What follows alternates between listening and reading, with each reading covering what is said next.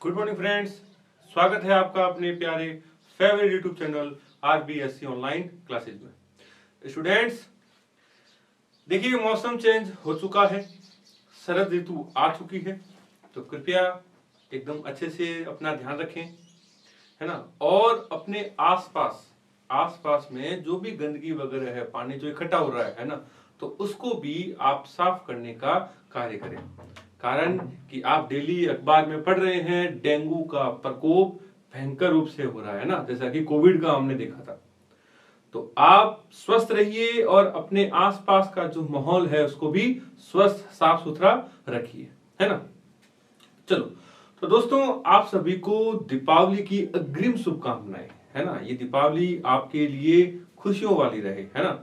चलो दोस्तों, अभी तक हमने जो चैप्टर है सेकंड चैप्टर उसको हमने अच्छे से फिनिश किया है।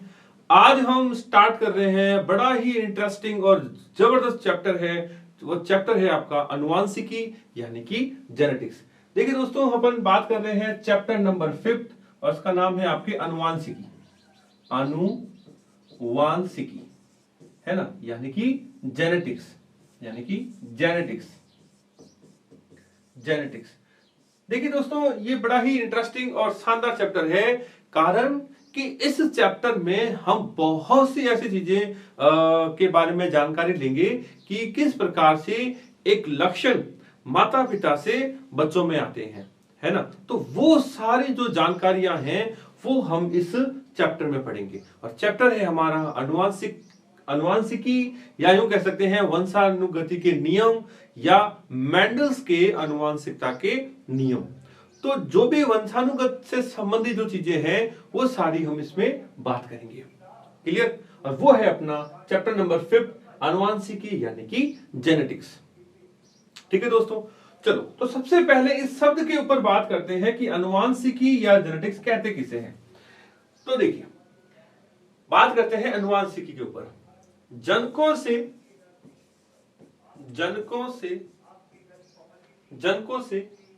कुछ लक्षण या जनकों से लक्षण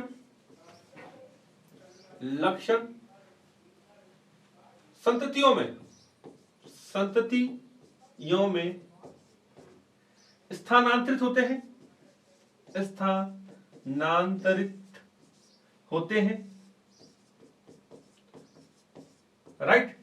देखिए, जनकों से जो लक्षण है वो संततियों में स्थानांतरित होते हैं, यानी कि ट्रांसफर किए जाते हैं। जनक, अब देखिए, जनक के रूप में हमें पता है माता और पिता, है ना, माता और पिता, यानी कि जो भी पेरेंट्स है, पेरेंट्स से स्पेसिफिक जो करेक्टर है वो करेक्टर उनके ऑफस्प्रिंग यानी कि जो डॉटर जनरेशन है उसमें ट्रांसफर किए जाते हैं। क्लियर? तो देखिए दोस्तों, जनकों से जो लक्षण है संततियों में स्थानांतरित होते हैं। उन लक्षणों को, है ना, उन लक्षणों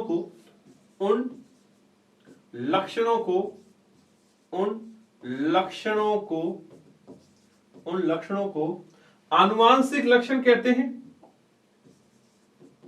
आनुवांशिक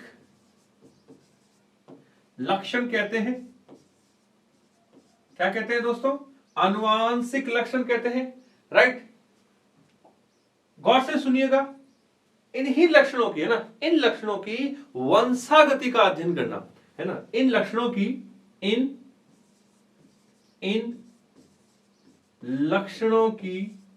वंशानुगति, इन लक्षणों की वंशानुगति यानी कि हेरिडिटी। अब देखिए, वंशानुगति हम हर एक शब्दों को अच्छे से देखेंगे। फिलहाल हम एक परिभाषा देख रहे हैं कि अनुवांशिकी किसे कहते हैं, जेनेटिक्स किसे कहते हैं। राइट? तो देखिए, जनकों से कुछ जो लक्षण हैं वो संततियों में ट्रांसफर किए जाते हैं, यानी कि स्थानांतरित होते हैं। उन लक्षणों को दोस्तों कहते हैं आपके अनुवांशिक लक्षण। तो इन लक्षणों की वंशानुगति को ही क्या कहा जाता है दोस्तों? इसी को ही कहते हैं आपके अनुवांशिकी। क्या कहते हैं दोस्तों? इसी को ही कहा जाता है आपके अनुवांशिकी या जेनेटिक्स, या क्या कहते हैं? जेनेटिक्स। क्या कहते हैं दोस्तों? जेनेटिक्स कहते हैं। जेनेटिक्स यानी कि अनुवांशिकी कहते हैं। ठीक है दोस्तों, रिपीट कर रहा हूं कि जनकों से कुछ जो लक्षण हैं, जनकों से कुछ जो लक्षण हैं वो संततियों में, किसमें, संततियों में स्थानांतरित होते हैं। क्लियर? तो ये जो लक्षण स्थानांतरित हो रहे हैं उन लक्षणों को कहते हैं आपके अनुवांशिक लक्षण। और इन लक्षणों की वंशानुगति है ना, वंशानुगति किसे कहते हैं कि पीढ़ी दर पीढ़ी, है ना, पीढ़ी दर पीढ़ी कोई लक्षणों का स्थानांतरण होना, राइट, यानी कि कोई स्पेसिफिक कैरेक्टर है वो हेरिडिटी ट्रैक के अंदर हो तो उसको कहते हैं आपके अनुवांशिकी। तो इन विशेष लक्षणों का ना, इन लक्षणों की वंशानुगति को ही क्या कहा जाता है, आपके अनुवांशिकी या जेनेटिक्स कहते हैं। समझ में आई बात बेटा? तो क्या कहते हैं, जेनेटिक्स किसे कहते हैं, जेनेटिक्स उसको कहते हैं जिसमें कुछ विशेष जो लक्षण होते हैं वो लक्षण माता पिता से संततियों में स्थानांतरित होते हैं, अर्थात वंशानुगत होते हैं। तो उनको, है ना, उनको या विज्ञान की उस शाखा को क्या कहा जाता है, अनुवांशिकी या जेनेटिक्स कहते हैं। ठीक है, अब देखिए दोस्तों, जब कभी भी जेनेटिक्स शब्द का जिक्र होता है, जब कभी भी जेनेटिक्स शब्द का जिक्र होता है तो एक बहुत फेमस जो नाम है वो हमारे जहन में आता है, और वो नाम है दोस्तों, बहुत इंपॉर्टेंट है, ग्रेगर जॉन मेंडल, है ना, ग्रेगर जॉन मेंडल। और इसको दोस्तों आपने 10वीं में यानी कि 10th क्लास में अच्छे से पढ़ा होगा, राइट। तो देखिए वो सामान्य जो जानकारी है वो हम यहां बात नहीं करेंगे, कारण कि आपने वहां पढ़ा हुआ है और इतना डिटेल से यूं कहो कि इनके बारे में इतना अपने है भी नहीं। ठीक है, तो अपने इतना दिमाग में रखना है दोस्तों कि Gregor John Mendel, Gregor John Mendel, है ना, ग्रेगर जॉन मेंडल, इनको क्या कहा जाता है, इनको क्या कहा जाता है दोस्तों, तो ग्रेगर जॉन मेंडल को आनुवांशिकता का, अनुवांशिकता का क्या कहते हैं दोस्तों, पिता कहा जाता है, पिता, अनुवांशिकता का पिता कहा जाता है, कहा जाता है।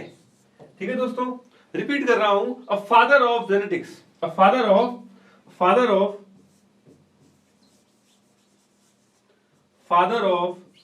Genetics, father of genetics is called Gregor John Mendel, Gregor John Mendel, right.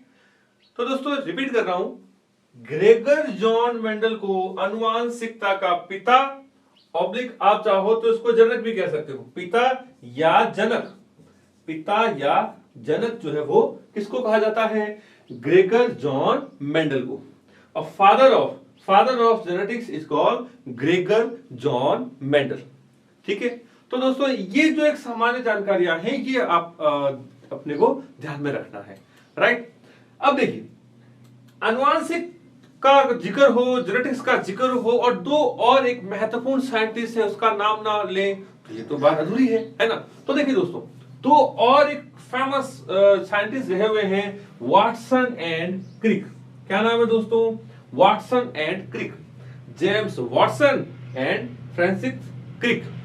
ये भी एक बहुत फेमस एक जोड़ी रही है आपके जेनेटिक्स के क्षेत्र में।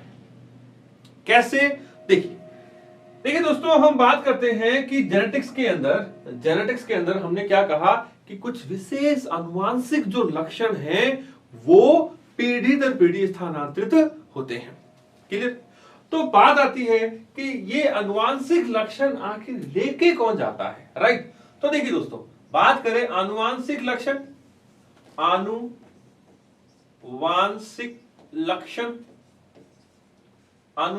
लक्षण है ना। तो अनुवांशिक लक्षणों को धारण करने वाला या अनुवांशिक लक्षणों का जो वाहक है, तो ध्यान रखना दोस्तों, अनुवांशिक लक्षणों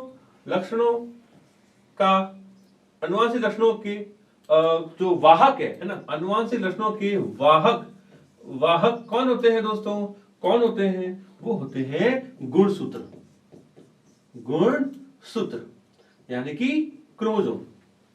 क्लियर? तो देखिए, अनुवांशिक जो लक्षण है उन लक्षणों को कैरी कौन करते हैं ना, तो उनका वहन यानी कि उनको अपने अंदर स्टोर कौन करके रखता है, वो है दोस्तों गुणसूत्र, राइट। और दोस्तों आपने छोटी कक्षाओं में यानी कि 10th और 11th में भी पढ़ा है कि गुणसूत्र जो है वो होते कहां है। ठीक है, चलो कोई नहीं, हम इसकी एक सामान्य जानकारी देख लेते हैं।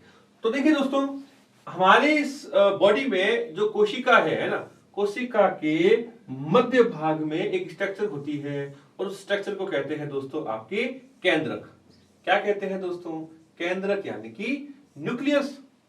और ध्यान रखना दोस्तों, इसी न्यूक्लियस के अंदर कुछ इस तरीके से जालनुमा जो स्ट्रक्चर आपने देखी होगी, और इसी जालनुमा स्ट्रक्चर को आपके कहा जाता है गुणसूत्र यानी कि क्रोमोसोम, है ना।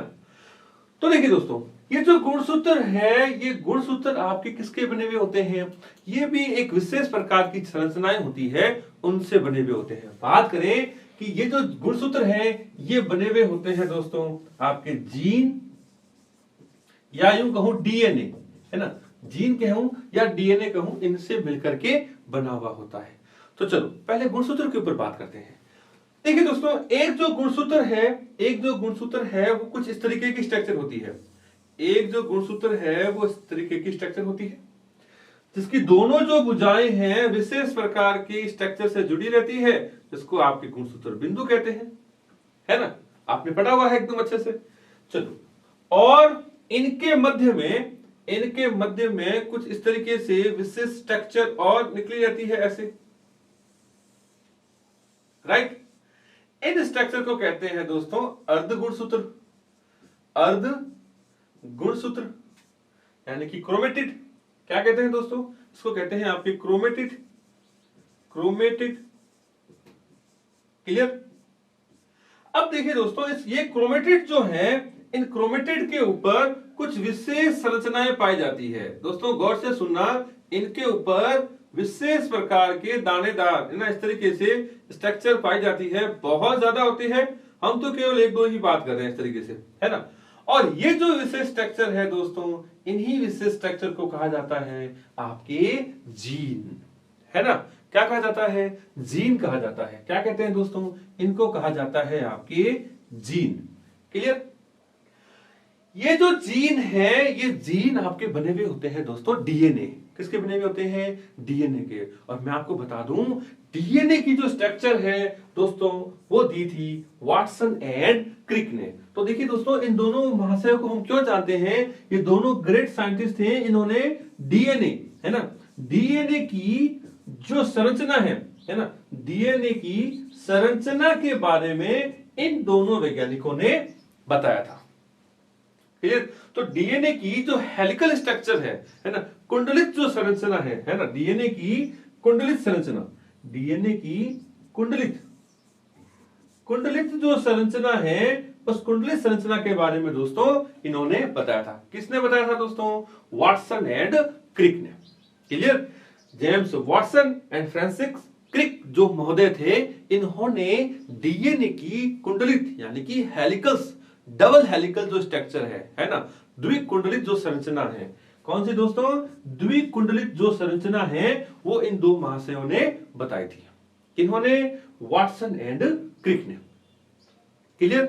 तो चलो दोस्तों, अब हम थोड़ा इससे और आगे बात करते हैं।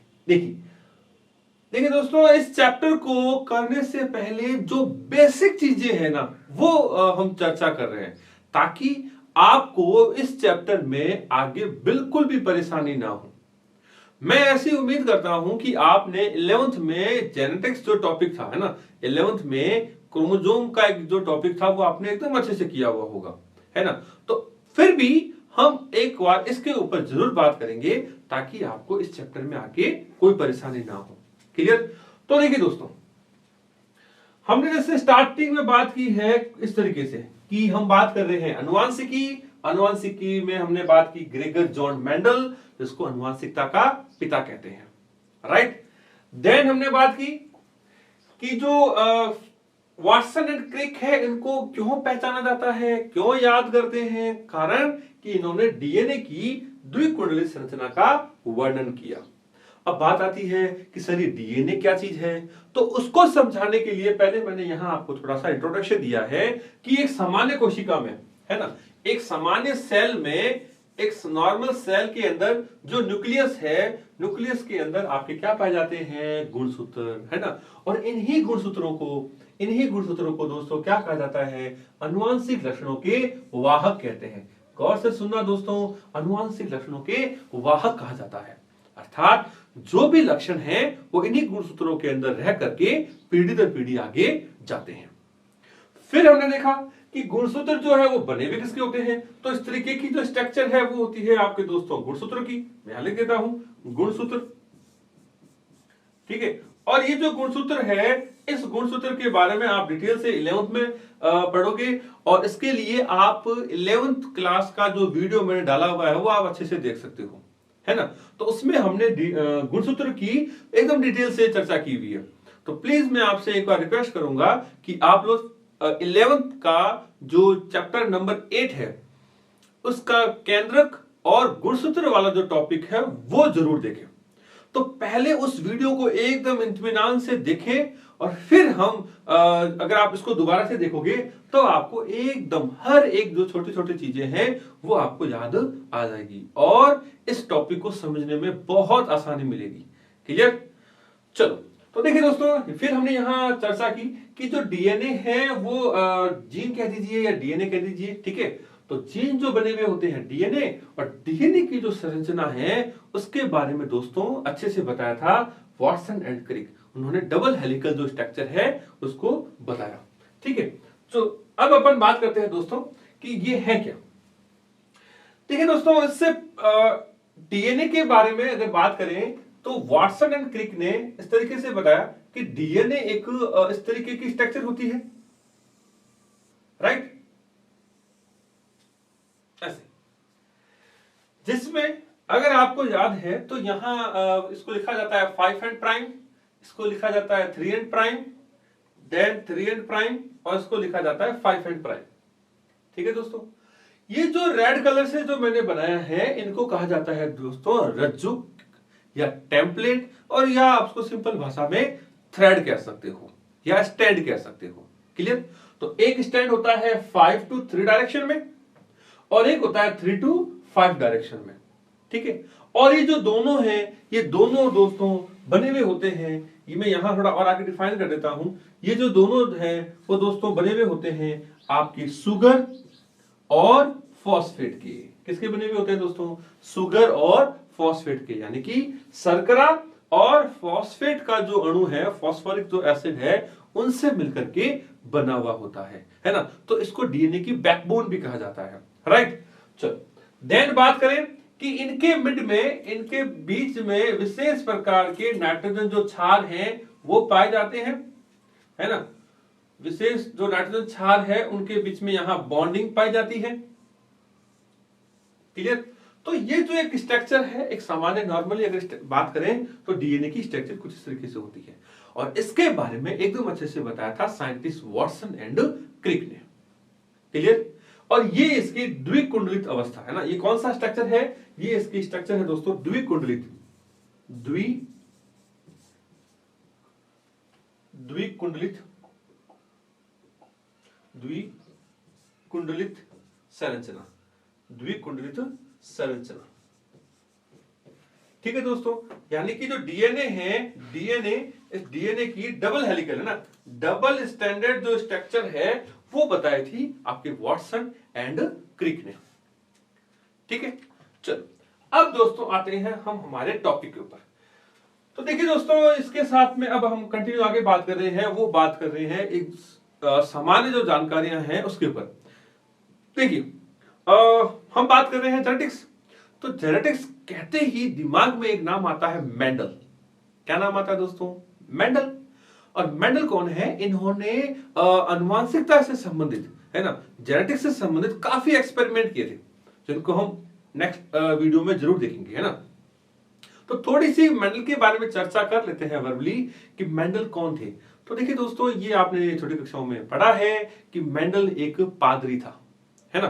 तो अब देखिए, पहले के जमाने में अगर मैं बात करूं तो हमारी तरह ना तो कोई मोबाइल था उनके पास में, ना कोई यूट्यूब, ना कोई फेसबुक, ना कोई इंस्टाग्राम, ऐसे कोई तामझाम नहीं थे, है ना। तो बेचारा बैठा बैठा करता क्या, है ना। तो खाली दिमाग शैतान का घर ही सुना हुआ है, लेकिन इन्होंने अपने इस खाली दिमाग को यूज किया एक अच्छी जगह पर। और वो क्या किया, इन्होंने खेती स्टार्ट कर दी, है ना। एग्रीकल्चर जो है वो इन्होंने स्टार्ट कर दिया एग्रीकल्चर लैंड के ऊपर। तो वो एक ऑस्ट्रिया के अंदर एक पादरी थे, और वहां उस जिस चर्च में वो पादरी थे वहां बहुत सारी जमीन थी, और कई प्रकार के वहां उन्होंने पौधे को उगाया। अब देखिए इंटरेस्टिंग चीज क्या हुई कि इन्होंने, मेंडल साहब ने, जैसे मान लीजिए ये सरफेस है ना, उस गार्डन की या चर्च की जो जमीन है उस पर इन्होंने कई प्रकार के पौधे जो उगाए, है ना, कई प्रकार के जो पौधे हैं उनको इन्होंने ग्रो किया। मान लीजिए इस तरीके से अलग अलग जो पौधे रहे होंगे, राइट। तो हुआ क्या, सडन उनका जो अट्रैक्शन है वो एक विशेष जो पौधा है उस विशेष पौधे पर गया, और वो पौधा मान लीजिए इनमें से ये था, और वो पौधा दोस्तों था आपके मटर। क्या था दोस्तों, मटर का, यानी कि पी प्लांट, जिसका बॉटनिकल नेम क्या है दोस्तों, पाइसम सटाइवम। क्या नाम है दोस्तों, पाइसम सटाइवम। क्या नाम है दोस्तों बॉटनिकल, पाइसम सटाइवम। इसके प्रति उसका अट्रैक्शन होने के पीछे भी कारण कई थे। जैसे इसने देखा कि इस मटर के जो पौधे हैं, मटर के पौधे में काफी कुछ चेंजिंग है। जैसे एक मटर का पौधा मान लो इस तरीके से ये है, और एक इसी तरीके से मटर का एक पौधा और है जो इसकी तुलना में थोड़ा हाइट में बड़ा है। तो ऐसे कई प्रकार के जो फीचर्स थे जिसकी वजह से उनका जो ध्यान है, अट्रैक्शन है, वो पी प्लांट है ना, वो जो पी प्लांट है उस पी प्लांट पर गया, यानी कि मटर पर गया। ठीक है दोस्तों, रिपीट कर रहा हूं कि इन्होंने कई प्रकार के पौधे को उगाया, और इस दौरान फाइनली उनका जो ध्यान है वो ध्यान एक विशेष प्रकार के पौधे पर गया, और वो पौधा था दोस्तों आपके मटर। और ध्यान रखना दोस्तों, इसका पूरा नाम लिखा जाता है उद्यान मटर। उद्यान मटर यानी कि गार्डन पी, यानी कि गार्डन पी। देखो दोस्तों, ध्यान रखना बहुत इंपॉर्टेंट है। कारण क्या है कि ऐसे ही मटर का आप जिक्र आगे करोगे, ठीक है ना, और वहां जो मटर होगी दोस्तों ध्यान रखना वो होगी आपके मीठी मटर, लेथाइरस ओडोरेटस, है ना। तो इसके ऊपर भी प्रयोग किया गया था, मीठी मटर यानी कि स्वीट पी के ऊपर भी। बॉटनिकल नेम है होता है इसका लेथाइरस ओडोरेटस, ठीक है। लेकिन मेंडल ने, ध्यान रखना दोस्तों, अगर आपसे पूछा जाए कि मेंडल ने किस पौधे के ऊपर अपने आनुवंशिकता के जो नियम हैं, जो प्रयोग है वो किए, तो ध्यान रखना दोस्तों वो है आपके उद्यान मटर यानी कि गार्डन पी। और बॉटनिकल नेम बात करें तो पाइसम सटाइवम, ठीक है दोस्तों। तो इस पौधे में ऐसा क्या था कि मेंडल का ध्यान जो है वो सभी पौधों को छोड़ करके इसके ऊपर गया, राइट। तो इसके ऊपर चर्चा करते हैं। तो देखिए दोस्तों,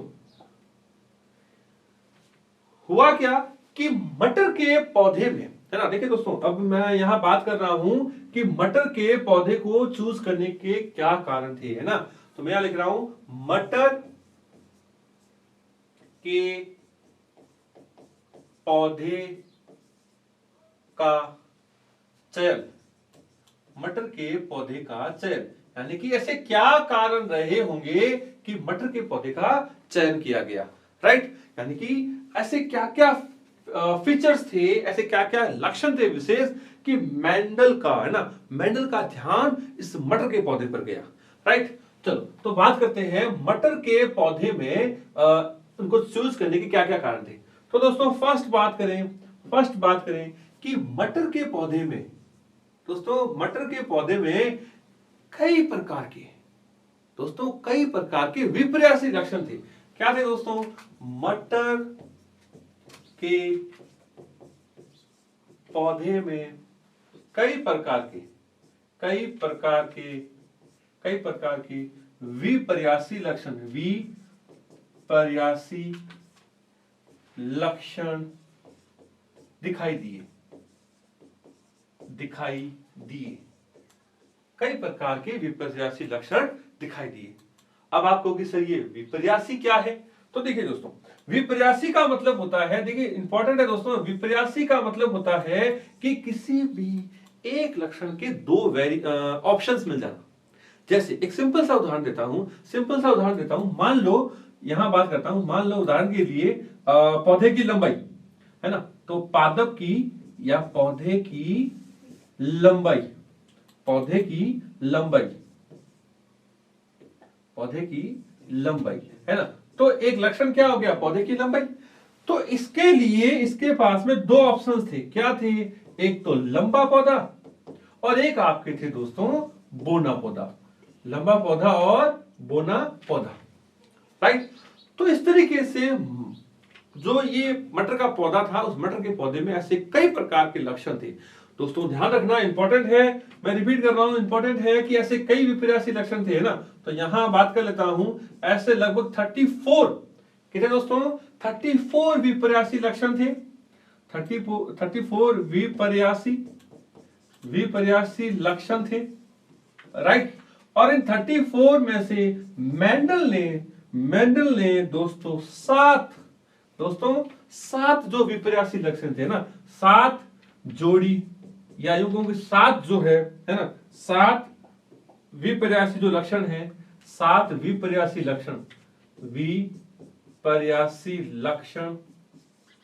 लक्षणों पर कार्य किया। देखो दोस्तों, ये बहुत इंपॉर्टेंट है। अगर आपसे पूछा जाए कि मटर के पौधे में कितने विपर्यासी लक्षण होते हैं, तो ध्यान रखना 34। तो इन 34 में से जो 7 जो करैक्टर थे, उन 7 करैक्टर्स पर, यानी कि 7 विपर्यासी जो लक्षण थे, है ना, उन लक्षणों के ऊपर मेंडल ने आगे फर्दर अपने एक्सपेरिमेंट, अपने कार्य किए। ठीक है दोस्तों, तो देखिए रिपीट कर रहा हूं कि मटर के पौधे में कई प्रकार के जो विपर्यासी लक्षण थे वो दिखाई दिए, और ऑल ओवर 34 थे, जिसमें से मेंडल महोदय ने केवल 7 के ऊपर अपना प्रॉपरली फोकस किया, प्रॉपरली वर्क किया। क्लियर। चलो फिर बात करते हैं और क्या ऐसे लक्षण दिखाई दिए। तो सेकंड बात करें, ये जो पौधा था, ये आपकी 1 वर्षीय पौधा था, 1 वर्षीय पादप। इट मींस दोस्तों बहुत कम समय में मेंडल को इसकी बहुत सारी प्रोडक्टिविटी मिल जाती थी, यानी कि कम समय में अधिक मात्रा में पैदावार जो है वो मिल जाती थी। किसकी दोस्तों, मटर की। देन बात करें कि ये जो है ना, ये आपके द्विलिंगी पौधा था, द्विलिंगी पौधा या पादप, द्विलिंगी पौधा या पादप था। अब देखिए दोस्तों, आपको तो मेरे ख्याल से एकदम अच्छे से पता है कि द्विलिंगी किसे कहते हैं। तो ऐसा पादप या ऐसे पुष्प जिनमें, देखिए मैं यहां बता रहा हूं, ऐसे पादप, है ना, या ऐसा पुष्प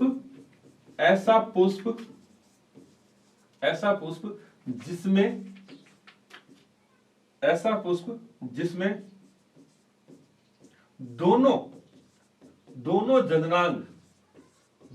जननांग उपस्थित हो, है ना, दोनों जननांग उपस्थित हो। दोनों जननांग बोले तो दोस्तों, मेल और फीमेल, यहां लिख देता हूं ब्रैकेट में, मेल और फीमेल।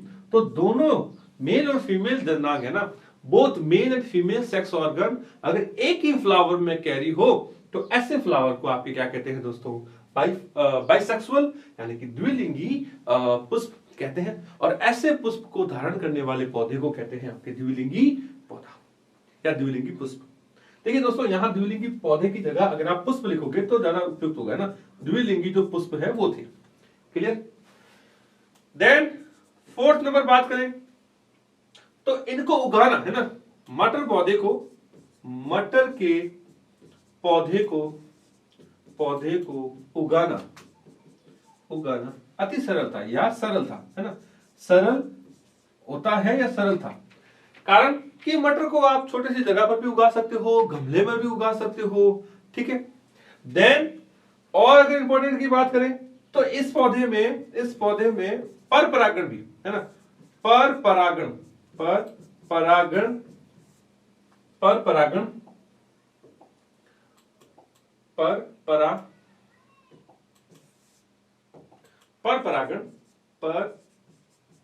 परागण की क्रिया पर परागण की क्रिया आसानी से, क्रिया आसानी से की जा सकती थी, आसानी से हो सकती थी या की जा सकती थी, आसानी से हो सकती है, आसानी से हो सकती है। ठीक है दोस्तों, अब बात आती है कि परपरागण क्या चीज है। तो दोस्तों, एक पुष्प के परागकण का दूसरे पुष्प की वर्तिकाग्र पर स्थानांतरित करवाना, है ना, तो वो आपके कहलाता है परपरागण। और इसके लिए दोस्तों ध्यान रखना, एक विधि होती है, एक विधि की जाती है, ध्यान रखना दोस्तों, इंपॉर्टेंट है, उसको कहते हैं विपुंसन, विपुंसन, इमेस्कुलेशन कहते हैं। क्या कहते हैं दोस्तों? तो विपुंसन किया जाता है ना। अब आ जाती है कि सर ये विपुंसन क्या चीज है। तो देखिए दोस्तों, मैं यहां बता देता हूं, विपुंसन का मीनिंग होता है कि पुष्प में, है ना, पुष्प में से परागकोश को हटा देना, है ना, यानी कि जो नर भाग है, नर जो स्ट्रक्चर है, नर भाग जो है उसको रिमूव कर देना। तो परागकोश को ही हटा दिया जाता है, उसको कट करके रिमूव कर दिया जाता है ना। तो वो जो टेक्निक होती है उसको इमेस्कुलेशन या विपुंसन, या क्या कहते हैं दोस्तों, उसको कहते हैं दोस्तों आपके विपुंसन। क्लियर? तो देखिए दोस्तों, ऐसे कुछ फीचर्स थे जिनकी बदौलत मेंडल ने मटर के पौधे पर अपना ध्यान केंद्रित किया और अपने एक्सपेरिमेंट को स्टार्ट किया। क्लियर? तो देखो दोस्तों, ये कुछ विशेष जो लक्षण थे, है ना, जिसकी अभी हमने बात की कि जो 7, है ना, 7 जो विपरासी जो लक्षण होते हैं ना, 7 जो करैक्टर है, उन 7 करैक्टर कि कौन कौन से थे उसके ऊपर हम चर्चा करें। तो ये वो करैक्टर थे जिसकी वजह से मेंडल ने मटर के पौधे को प्रॉपर रूप से चुना। देखिए कैसे बात करें दोस्तों, तो इसमें देखिए काफी लक्षण थे, है ना, काफी जो लक्षण थे। फर्स्ट अगर बात करें तो है वो आपके दोस्तों बीज का, है ना, बीज का जो शेप है ना, बीज की आकृति क्या है दोस्तों, बीज की आकृति, बीज की आकृति क्या है दोस्तों, बीज की आकृति। तो देखिए दोस्तों, मटर के पौधे में मैंने अभी क्या कहा था, विपरासी जो लक्षण थे। विपरासी लक्षण का मतलब है कि हर एक करैक्टर के लिए 2 ऑप्शंस होना, है ना, 2 वैरायटीज होना, यूं मान लीजिए। तो उनमें से एक जो करैक्टर थे वो तो थे दोस्तों आपके डोमिनेट यानी कि प्रभावी प्रकार के, और एक जो इनका वेरिएंट था वो था दोस्तों आपके रिसेसिव यानी कि अप्रभावी प्रकार का, है ना। तो ये प्रभावी अप्रभावी क्या है इसको हम थोड़ा आगे चर्चा करेंगे। फिलहाल अभी हम ये बात कर रहे हैं कि मटर के वो कौन कौन से जो लक्षण थे, है ना, जिसके ऊपर मेंडल ने अपने एक्सपेरिमेंट किए, अपने प्रयोग किए। ठीक है दोस्तों, चलो तो देखो, फर्स्ट हमने बात की कि बीज की आकृति। तो दोस्तों, बीज की जो आकृति है, बीज की जो आकृति है वो या तो गोल थी, है ना, गोल या झुर्रीदार। क्या थी दोस्तों, तो मैं यहां बात कर लेता हूं, बीज की जो आकृति वाला जो ऑप्शन था उसमें था कि बीज या तो गोल था या आपके झुर्रीदार, या क्या था, झुर्रीदार, है ना, यानी कि एकदम प्रॉपरली एकदम राउंड होगा, या फिर रिंकल यानी कि झुर्रीदार। क्लियर? देन सेकंड जो फीचर्स है, सेकंड उसके ऊपर चर्चा करें तो वो है सीड कलर। तो बीज का रंग, है ना, कि बीज का रंग कैसा था। तो देखिए दोस्तों, बीज का जो रंग है वो आप यहां देख सकते हैं कलर के अंदर भी कि येलो यानी कि पीला रंग, या ग्रीन आपके हरा रंग। तो इसके अंदर 2 ऑप्शंस थे, यानी कि सीड जो कलर है, सीड कलर में आपके 2 ऑप्शन थे। एक तो था आपके येलो यानी कि पीला रंग, पीला, और या इसमें एक ऑप्शन था आपके हरा रंग। ठीक है दोस्तों, देन बात करें फ्लावर। फ्लावर का जो कलर है यानी कि पुष्प का कलर क्या है। ठीक है दोस्तों, नेक्स्ट अगर बात करें फ्लावर यानी कि पुष्प का रंग। तो देखिए दोस्तों, पुष्प के रंग के अंदर भी इसमें भी 2 ऑप्शन थे। एक आपके वॉयलेट यानी कि बैंगनी, और दूसरा था आपके व्हाइट, वॉयलेट और व्हाइट, ये इसके फ्लावर के कलर थे। देन पॉट, उसकी जो फली है ना, जो फली है, फली की आकृति क्या है ना, फली जो है, फली की आकृति क्या है, तो फली आपके एकदम स्टेट फुल्स को कह सकते हो, और एक आपके कॉन्सेंट्रेट यानी कि थोड़ी बहुत सलवटे या यूं कह सकते हो डेंस टाइप का कह सकते हो, है ना। देन फोर्थ करेक्टर के बाद में फिफ्थ जो करेक्टर था वो था इसका जो कलर है ना, जो फली है, फली का कलर, मटर की फली। देखिए दोस्तों, सर्दी का सीजन है और अगर आप मार्केट जाते हैं तो अब आप देखोगे कि सब्जी में ना, सब्जियों में मटर आपको काफी मिल जाएंगे, तो आप उसको प्रैक्टिकली उसका एक स्टडी कर सकते हैं, है ना। देखिए दोस्तों, बायो को अगर आपको अच्छे से अगर याद करना है ना, तो इसका एक मूल मंत्र यह भी है कि आपको कोई भी टॉपिक, है ना, कोई भी टॉपिक हो, मान लो XYZ, उसको कोरिलेट करना पड़ेगा। अगर आप किसी भी टॉपिक को कोरिलेट कर लेते हो तो मैं आपको विश्वास दिलाता हूं कि वो आप ताज जिंदगी कभी नहीं भूलोगे। जैसे कि मटर, अब देखिए मार्केट में मटर अगर आए, है ना, तो मटर को आप लें, मटर की फली को लें, है ना, और उसको देखें तो मटर की फली में आप गौर करोगे कई प्रकार की, है ना, फली आप देखोगे कई किस्म की होगी। कईयों में दाने छोटे होंगे, कईयों में दाने बड़े होंगे, है ना, और कईयों में जो दाने हैं यानी कि सीड्स जो होते हैं वो प्रॉपर राउंड शेप में होंगे, और कईयों में थोड़े बहुत सलवटे, है ना, यानी कि रिंकल होती है। तो अगर आप उस टॉपिक को लिंक करोगे कि हाँ सर ने ऐसी कोई बात की थी कि मटर में ऐसे ऐसे कलर होते हैं और ऐसे ऐसे उनकी आकृति होती है, तो मैं उम्मीद करता हूं कि आप एकदम अच्छे से इसको कर पाओगे, है ना।